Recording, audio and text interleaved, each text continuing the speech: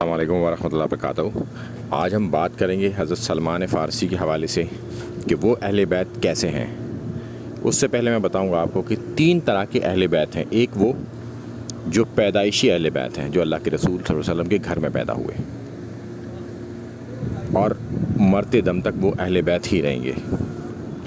اس کے بعد ان کی بیویاں جو نکاح سے پہلے اہل بیت نہیں تھیں مگر نکاح ہونے کے بعد وہ اہل بیت ہو گئیں، اور اگر کسی کو طلاق ہو جائے تو پھر وہ اہل بیت نہیں رہیں گی۔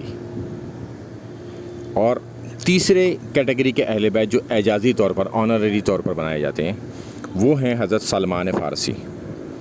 جب خندق کے موقع پر ایک غزوہ تھا، غزوہ حنین، جب اس میں خندق کھودی جا رہی تھی تو حضرت سلمان فارسی اس میں بہت بڑھ چڑھ کر حصہ لے رہے تھے۔ تو مہاجرین نے کہا کہ یہ ہم میں سے ہیں، انصار نے کہا یہ ہم میں سے ہیں۔ اس جھگڑے کو اللہ کے رسول صلی اللہ علیہ وسلم نے فرمایا کہ یہ میرے اہل بیت میں سے ہیں، تو پھر ان کو اہل بیت میں شمار کیا گیا۔ تو یہ تیسری کیٹیگری کے اہل بیت ہیں جن کو اللہ کے رسول صلی اللہ علیہ وسلم نے خود شمار کر دیا کہ یہ میرے اہل بیت ہیں۔ اگر کوئی کسی کے بارے میں کلیم کرتا ہے کہ یہ اللہ کے رسول صلی اللہ علیہ وسلم کے اہل بیت ہے تو پھر اسے ایک دلیل لانی پڑے گی اس حوالے سے،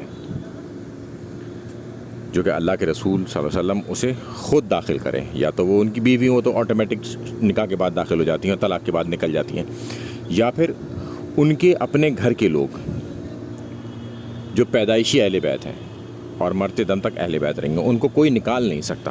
یہ پرماننٹ اہل بیت ہیں۔ السلام علیکم ورحمۃ اللہ وبرکاتہ۔